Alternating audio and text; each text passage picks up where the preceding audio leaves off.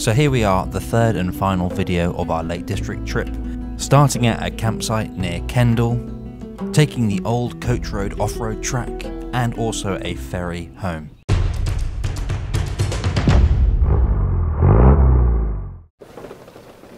Today it all starts out at Once Upon a Fell, a lovely campsite near Kendal. It's actually a really good spot if you are making your way up, if you're from the south like us, and you want to just stop over for the night before you actually enter into the Lake District. It's a really nice sort of wild camping feel. It's set high up on a hill above a valley, and you also have a lovely view of the Yorkshire Dales.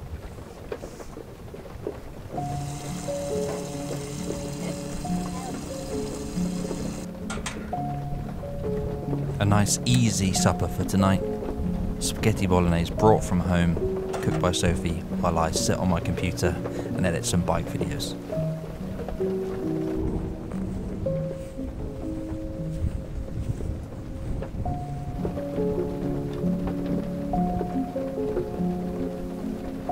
One of the unique parts of this campsite is the wild feel and the view, but just above it you've got a crag. A huge collection of rocks which I would know as a tour in Devon, but you've got a great view all around, and at this point we didn't actually know what we were looking towards, as we hadn't been to this area before, and it turns out to be the Yorkshire Dales. I actually thought it could be the Lake District, but you've got a great view from one side of the coast and the other of the Yorkshire Dales there, which I definitely want to visit in the future.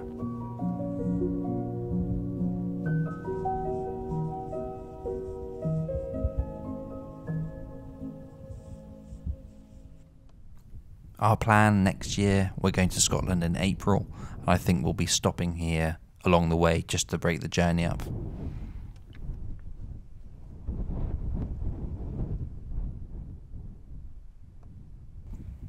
After the cooking and washing up is done, a walk up onto the hill, watching the pink sunset set in. It's time to head back down and get the camping gear out. Time to get in the roof tent. I know it looks grey and cold, but this is in the middle of the summer and we were in there for the whole trip. As you can see, it goes up nice and easily, and it's time for our final night of the trip in it.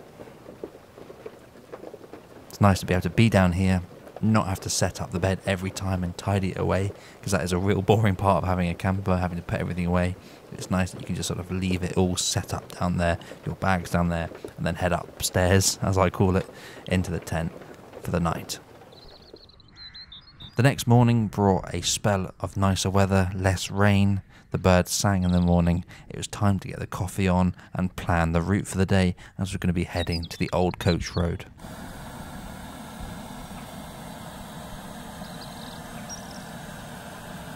Tea made, and there's my EDC tin, a little toolkit to take around everywhere. It comes in really handy to fix the jet boil. And it's about time to hit the road. As you can see here, just before we got to the old coach road, we saw a good convoy of 4x4 vehicles. Really great to bump into those guys, say hi. They came over from Northern Ireland, and later on in the day they got in touch on Instagram, said they followed Boris and would like to see themselves in the video. So guys, if you're watching, do comment down below. It's always slightly nerve-wracking entering a lane that you don't know. You see all the walkers looking at you slightly funny, but once you're on it, you know you're there, and then it's time to get started on the ascent. The old coach road, for me, it doesn't seem to be a real difficult one. It's actually more of an interesting scenic route. It can be quite bumpy at the start as you climb up the hill here. As you can see, you can't quite see the sort of gradient on camera, but it is a nice steep bit, and there's quite a few bigger boulders as you're going up. You can see Boris start to rock around there, especially with the anti-roll bar in there. It's a real nice one to do in the day. It probably takes about 40 minutes, and you've just got a great little view around you, and it's cool to tick off one of those tracks that you've heard about for a long time.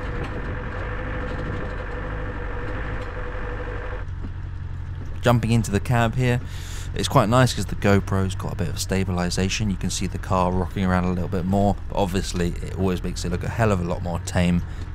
Sophie likes to get out and go for a bit of a walk, get a bit of exercise, which is probably a good idea, I have to say, and it's a bit of a nicer way to get some fresh air while I trundle up the hill making some diesel fumes.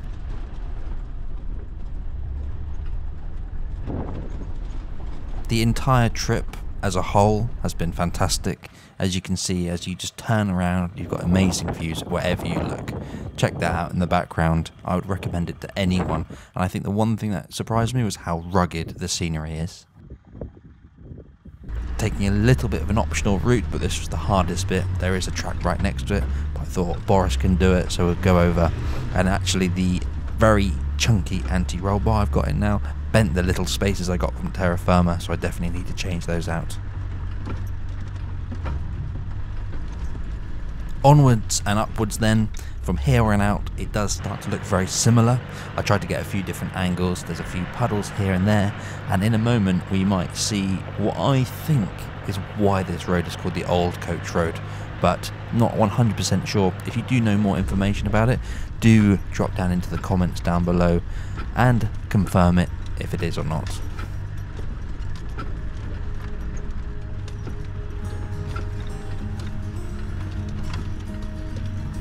Making sure to keep my fingers out of the spokes of the steering wheel. As you can see, me letting it go every now and then, the boulders hitting the wheels actually spins up the steering wheel and has been known to break people's hands, so do watch out, but I'm sure you know that already. I love tracks like this that don't follow a main road. They definitely take you out over a moorland, a bit like Strata, Florida. Takes you away from a main road, and then you join up later on with a sort of remote road, and it definitely feels more like a track you'd find in another country such as Australia or America, where you actually are the only person out there on a road like this. Those sort of tracks can be, you know, the easier ones, but you really feel like you're out in the wilderness, out on your own, and it gives you a sense of adventure.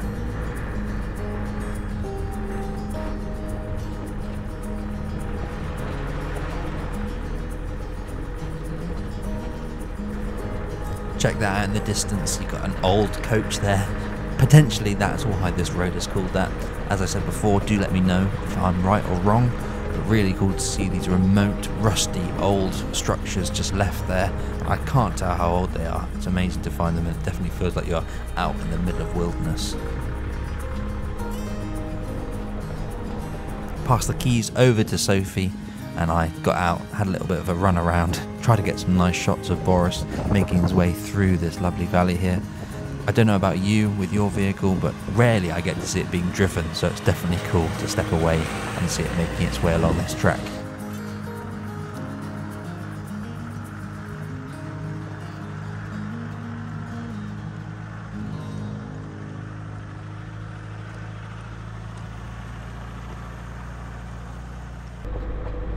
As you can see, it's not the toughest of lanes. There are a few puddles here and there, and this is probably the muddiest bit you get, potentially because it's the summer. It was like this, and maybe they've graded it recently. You can see it's a little bit rutted out here, but you never know, it could be a lot worse in the winter.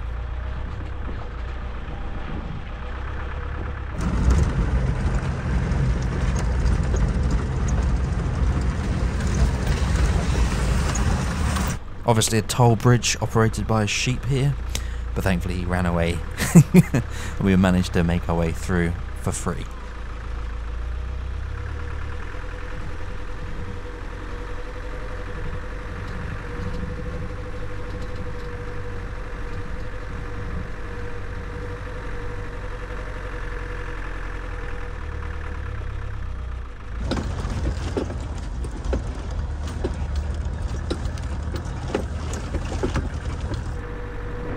It's actually quite surprising how the camper fares off-road.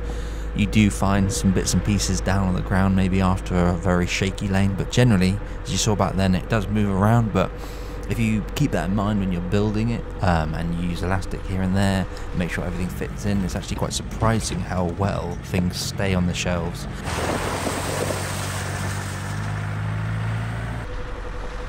I definitely recommend this lane to anyone. It's a real nice looking one. It's nice to have done it after hearing so much about it, and it's ready for anyone's ability. I'd say if you're new to off-roading, do it in reverse, and you can do the descent at the end down through the boulder field area, and it's not so stressful on the vehicle, and it's a real nice all-rounder for everyone.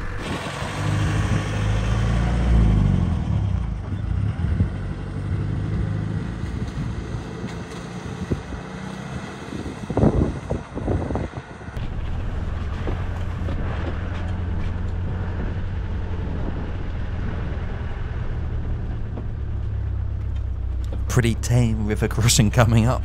It's even got cobbles in it to make it nice and easy for you. Maybe in the winter once again when the water levels are higher, might be different, but nice and easy for any vehicle really.